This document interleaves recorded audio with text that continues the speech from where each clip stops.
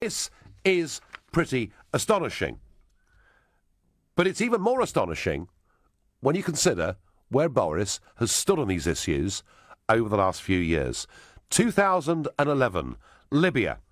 He said taking on Colonel Gaddafi is a noble cause, but the risks are huge. Only with the support of the Arab world can intervention in Libya end without disaster. Well, it ended, didn't it? Actually, in disaster. In 2013, when he was Mayor of London, he warned that it would be wrong to punish Assad for alleged chemical weapons use.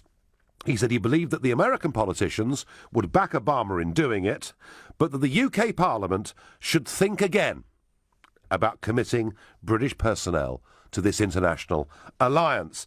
And then in 2013, when, if you remember, the Prime Minister and George Osborne, who is still unrepentant, wanted to arm the Syrian rebels against Assad, but finished up losing that vote, in my view, thank goodness in Parliament, Boris wrote a piece in a national newspaper saying, "Don't arm the Syria maniacs."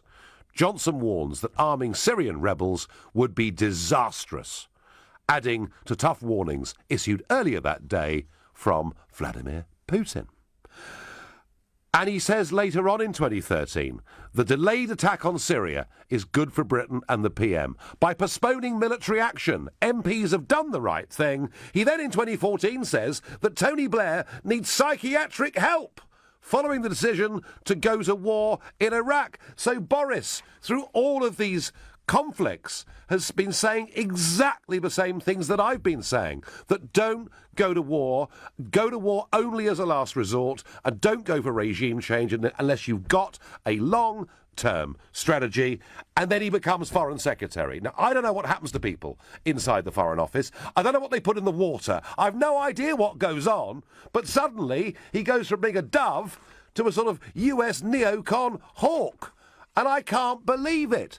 We are friends with the Americans. We are not servile subjects to the Americans. And anyway, I suspect that that one strike that Trump did on Assad will probably be the only one anyway. Mercifully, goodness me, have to say, I do hope I'm right about that, given what Boris has said today.